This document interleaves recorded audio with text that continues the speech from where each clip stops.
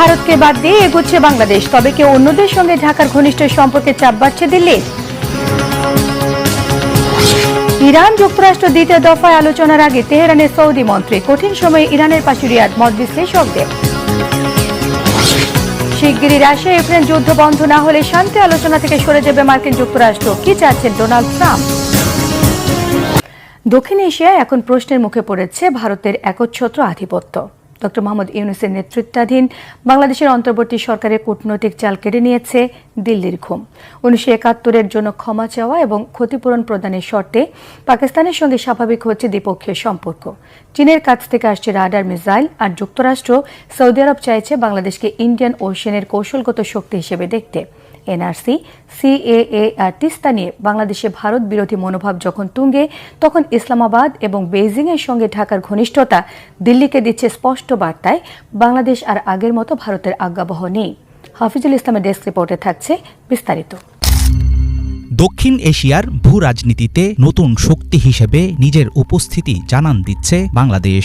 ভারতের পুরনো মিত্র সাবেক প্রধানমন্ত্রী শেখ হাসিনার লজ্জাজনক পতনের পর রাজনৈতিক পালাবদলে রীতিমতো বিপদে নয়াদিল্লি। কাজে আসছে না বিশ্বস্ত প্রতিবেশী তত্ত্ব কিংবা নতজানু হয়ে থাকার রীতি। ১.৫ দশক পর পাকিস্তানের সঙ্গে সম্পর্ক স্বাভাবিক করার পথে হাঁটছে বাংলাদেশ, তবে শর্তহীন নয়। ঢাকার স্পষ্ট দাবি, ১৯৭১ সালের যুদ্ধাপরাধ ও গণহত্যার জন্য ক্ষমা চাইতে হবে, দিতে হবে ক্ষতিপূরণ। ডক্টর মোহাম্মদ ইউনূসের নেতৃত্বাধীন অন্তর্বর্তী সরকারের এসব কৌশলী পদক্ষেপ ইঙ্গিত দিচ্ছে এখন আর নিয়ন্ত্রণ নয়, বাংলাদেশকে দিতে হবে যথাযথ সম্মান।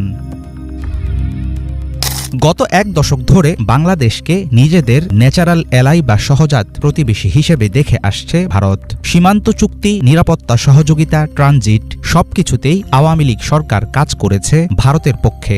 বরাবরই প্রাধান্য পেয়েছে নয়াদিল্লির স্বার্থ। কিন্তু অন্তর্বর্তী সরকার ক্ষমতা গ্রহণের পর থেকে একটি ভারসাম্যপূর্ণ ও বহুজাতিক পররাষ্ট্রনীতির দিকে পরিচালিত হচ্ছে বাংলাদেশ। এখন ভারতই ঢাকার একমাত্র মিত্র নয়, বরং সমান গুরুত্ব পাচ্ছে চীন, যুক্তরাষ্ট্র, সৌদি আরব, রাশিয়া সহ অন্যান্য রাষ্ট্র। আন্তর্জাতিক অঙ্গনে মর্যাদাপূর্ণ সম্পর্ক তৈরিতে বেড়েছে সরকারি তৎপরতা।